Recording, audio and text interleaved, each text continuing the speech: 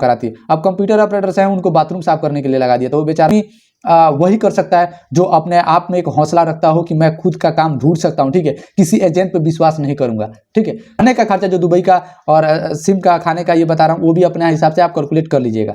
तो आपको 250 से 300 यानी 5000 से 6000 आपका खाने का खर्चा, ये भी जोड़ लीजिए, ठीक है। तो थंबनेल देख के तो आप लोगों को पता लग ही गया होगा कि ये वीडियो किस टॉपिक पे है। टॉपिक ये है कि इंडिया से जो आदमी दुबई आने वाले हैं और विजिट वीजा पे खुद के बदौलत आने वाले हैं, मतलब किसी एजेंट के द्वारा नहीं आ रहे हैं, अगर खुद का पैसा लगा के और दुबई आ रहे हैं तो उसमें कितना खर्चा लगेगा, ठीक है। टोटली हम बताने वाले हैं आपको शुरू से लेके अंत तक कि कितना खर्चा 1 महीने का टोटल कॉस्ट आएगा, वो मैं बताने वाला हूं। तो इस वीडियो को आप लोग को पहले ही बोला हूं कि अगर अच्छा लगता है ये वीडियो तो वीडियो को लाइक शेयर और सब्सक्राइब दबा के कीजिएगा। और आप लोगों से विनती करता हूं कि ये वीडियो इतना इम्पोर्टेंट है, इस पर सब कुछ मैं लिख के लाया हूँ ताकि मैं पूरा विस्तार से समझा सकूं।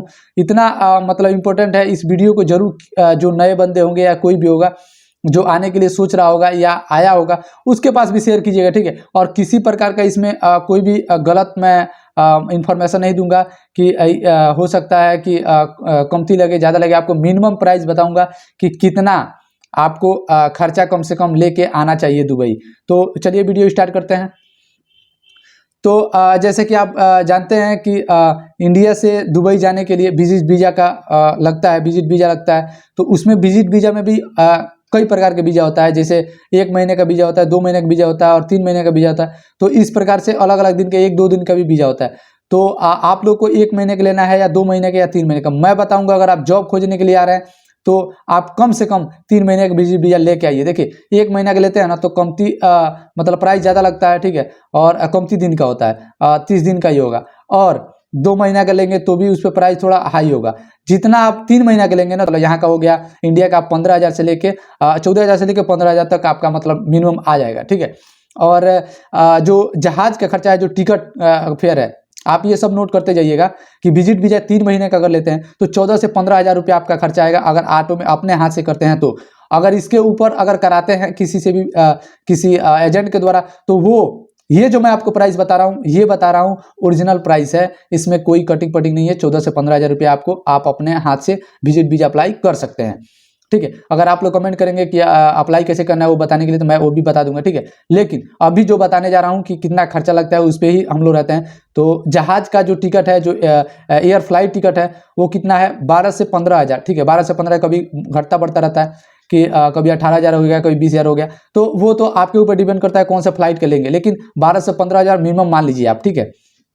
और उसके बाद रहने का खर्चा, क्योंकि यहाँ से जाएंगे तो वहाँ तो रहना पड़ेगा ही, वहाँ पे किसी के रूम पे थोड़ी रहेंगे और कोई रखेगा भी नहीं इतना दिन। अगर 3 महीने का विजिट वीजा लेके जा रहे हैं, जॉब खोजना है तो रहने का खर्चा कितना आएगा? रहने का खर्चा आपका आएगा 6 से लेके 8,000 करीब, ऐसे 300 से लेके 500 दरम वहाँ का मतलब लगता है। 6,000 से 10,000 करीब मतलब आपका ये लगेगा, ठीक है। हम 10,000 इसलिए बता रहे हैं, 6,000 क्यों नहीं बताए? 6,000 इसलिए कि आप लोकल अगर रह जाते हैं, तो अगर सिटी में लेते हैं कहीं तो वहाँ 500 दरम किराया है। देखिए हमको लाव लपेट करने का बात करने का आता नहीं है, इसलिए हम आपको बता देंगे। फिर बाद में आप लोग कमेंट में लिखते हैं कि भैया कहाँ इधर इतना में नहीं मिलता है, इतना मिलता है। तो कोई इधर रहता है दुबई में, वो कमेंट करता है कि भैया इतना में कहाँ मिलता है, आप हमको बताइए, ठीक है। तो मैं बता दे रहा हूँ, सिटी में लेते हैं तो 500 दरम लगता है। अगर इधर कहीं रहते हैं दुबई में, ठीक है, अलग इंटरनेशनल सिटी या सोनापुर या ऐसे कई जगह है जहाँ पे आप रहते हैं, तो वहाँ पे 300 दरम, तो ये मतलब 6,000 मान के चलिए।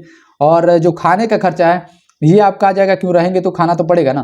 तो जो वहाँ का खाने का खर्चा है, वो अगर होटल से बुक करते हैं तो आपको 250 से 300 दरम यानी 5,000 से 6,000 आपका खाने का खर्चा, ये भी जोड़ लीजिए, ठीक है। आप मतलब सीरियल वाइज जोड़ते जाइएगा। ये 10 बातें हैं जो हमेशा आपको याद रखना है विजिट वीजा में आना है तो, ठीक है। और वहाँ पे जा रहे हैं तो सबसे पहले आपको तो सिम का जरूरत पड़ेगा। वहाँ पे या तो कोई दोस्त संगति है आपका, कोई भी मित्र है, तो उससे अपना एक सिम कार्ड ले सकते हैं उसके आईडी पे, ठीक है। अगर वो अपना सिम अगर पहले से चालू करके रखा है तो दे सकता है, कोई दिक्कत नहीं, उसमें आप रिचार्ज कराइएगा। अगर नहीं आपको लेना पड़ेगा तो वहाँ पे देखिए सिम का लेने का, अगर यहाँ पे विजिट वीजा पे निकलेगा नहीं निकलेगा, आप अपने दोस्त के ID से ले लीजिएगा, एमिरेट ID से, ठीक है। 10 दरम का मिलेगा, यानी 200 उसका मान लीजिए, 10 दरम वहाँ पर मिलेगा, यानी 200 अपने इंडिया का होगा। तो ये मैं बता रहा हूँ इंडिया का, तो आप अपने हिसाब से बांग्लादेश का भी जोड़ लीजिएगा, क्योंकि सबका वही है, धर्म में है। तो अब वहाँ का पैसा क्या चल रहा है, 23 रुपये चल रहा है, तो उसके हिसाब से आप जोड़ लीजिए कितना रुपया हुआ। ठीक है, पाकिस्तान वाले भी हैं जो भी देख रहे हैं हमारे वीडियो को, तो वो भी अपने हिसाब से ये कैलकुलेट कर लीजिएगा। ठीक है, जो मैं ये बता रहा हूँ कि विजिट वीजा का 750 लगता है, तो उसके हिसाब से आप अपने यहाँ का कैलकुलेट कर लीजिएगा कितना पैसा हुआ, टिकट का खर्चा क्या हुआ, अलग अलग वो अपना जोड़ लीजिएगा। ठीक है, रहने का खर्चा जो दुबई का और सिम का खाने का ये बता रहा हूँ, वो भी अपने हिसाब से आप कैलकुलेट कर लीजिएगा। तो 200 हो गया सिम का खर्चा, और ये जो रिचार्ज का खर्चा है, जो रिचार्ज कराएंगे। ठीक है, तो इसमें रिचार्ज कराने का जो हम लिखे हैं यहाँ पे वो 700 रुपये लिखे हैं। तो इसमें 700 रुपये आप कहेंगे कि रिचार्ज का 700 रुपये कैसे हो गया। देखिए भैया, उधर का 35 रुपये का रिचार्ज कराते हैं, तो एक महीना आपको 150 MB डेली का मिलेगा। 35 दरम का कराते हैं, तो 150 MB आपको डेली मिलेगा 28 दिन के लिए, और मतलब उसमें बैलेंस भी मिलता है कुछ। ठीक है, तो वो आपको मैं रिकमेंड करूंगा कि आप इतिसलात का ही सिम लें, अच्छा होता है इतिसलात का सिम। ठीक है, ड्यू भी है इतिसलात है, लेकिन आप इतिसलात लीजिएगा जब भी जाइएगा तो। ठीक है, तो इसमें 35 दरम में आपको अगर रिचार्ज कराना है, कहीं से जाके बात भी करना है, उसमें 5 फिल्स वाला चालू कीजिएगा, इंडिया में भी बात कर सकते हैं। ठीक है, घर बात करना तो जरूरी होता ही है। तो ये 35 दरम का वहाँ आता है, तो आप इंडिया का 700 ये जोड़ लीजिए रिचार्ज का। ठीक है, वो एक महीना जाएगा आपका। अगर रिचार्ज से 150 दरम से आप पूरा नेट वाईफाई मतलब चला नहीं सकते हैं, यूट्यूब ज़्यादा चलाएंगे नहीं, तुरंत खत्म हो जाएगा, वो केवल मैसेज के लिए या कहीं गए लोकेशन देखने के लिए, वो 150 MB आपको उसमें यूज करने का आएगा सिम में। ठीक है, 35 दरम जो रिचार्ज किए होंगे। लेकिन आप रूम पे रहते हैं तो आपको वाईफाई लेना जरूरी है, तो जहाँ पे आप रहते होंगे जिस रूम पे, तो वहाँ पे वाईफाई लीजिएगा। तो वाईफाई जो है ना, वो समझ लिए 25 दरम, कोई 20 दरम, कोई 30 दरम, ऐसा अलग अलग रेट है। ठीक है, तो मान के चलिए 500 25 दरम का 500 अपने इंडिया का हो गया। ठीक है, और ये 500 से 600 रुपया मतलब लगेगा वाईफाई का। ठीक है, और वाईफाई का ले लेंगे तो आप जब जितना देर तक रूम पर रहेंगे, तो वाईफाई में कितना MB यूज कीजिए, कोई दिक्कत नहीं है, वो भी एक महीने का होता है, वो भी 28 दिन मतलब चलाते हैं, 30 दिन चलाते हैं, तो वो भी 500 हो गया, जोड़ लीजिए। और ट्रेवलिंग का खर्चा जो होता है ना, जो जैसे कि हमारा कंपनी से कोई फ़ोन आया कि भैया यहाँ पे आ जाइए, यहाँ पे इंटरव्यू चल रहा है, वहाँ पे इंटरव्यू देने का है, तो आप लोग मतलब ट्रेवलिंग करेंगे, वहाँ पे बस कार्ड लेना पड़ता है। तो जो बस कार्ड लेंगे, तो उसमें बस कार्ड में आपको रिचार्ज कराना पड़ेगा, तो वो जान लीजिए महीने का 1 से 2 हज़ार रुपया आपका उसमें बस कार्ड में जाएगा, अगर ज़्यादा ट्रेवलिंग करते हैं तो। अब एक दो ट्रेवलिंग करते हैं, तो मान के चलिए आती जाती मतलब वहाँ ज़्यादा लगेगा, तो एक तरफ से 5 दरम, एक तरफ से 5 तो 10 दरम निकल जाएगा। मान के चलिए एक कहीं भी जाएंगे तो 20 दरम मतलब खर्चा होगा।